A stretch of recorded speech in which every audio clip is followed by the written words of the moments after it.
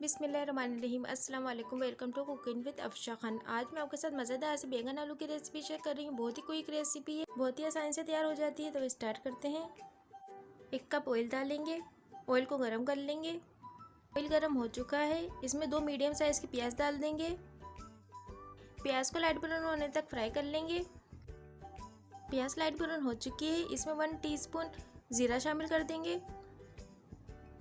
जीरे के साथ ही 5 से 6 साबुत मिर्च डाल देंगे, बीच में से कटी हुई। इन सबको भी 1 से 2 मिनट फ्राई कर लेंगे।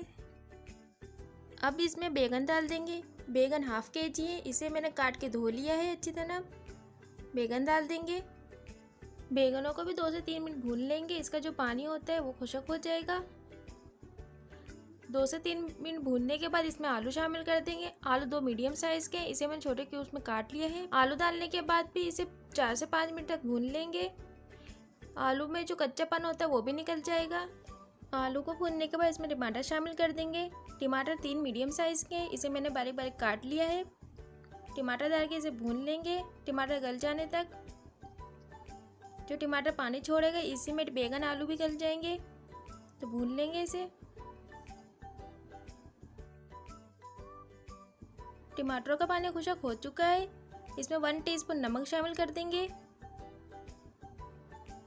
नमक डालने के बाद 1.5 टेबल स्पून लाल कुटी हुई मिर्ची शामिल कर देंगे।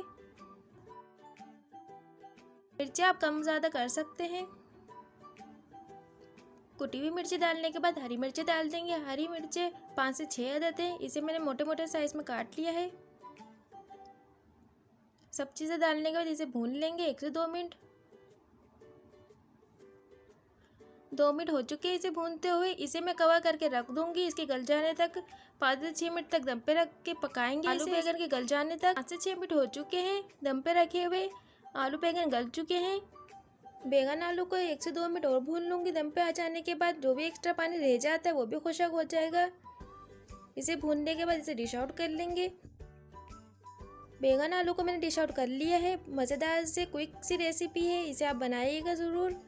ये बहुत ही मज़ेदार से बनते हैं, आप इसे ज़रूर ट्राई करिएगा। उम्मीद है आज आपको बैगन आलू की रेसिपी पसंद आई होगी। मिलते हैं अगली मज़ेदार सी रेसिपी के साथ। अल्लाह हाफिज़।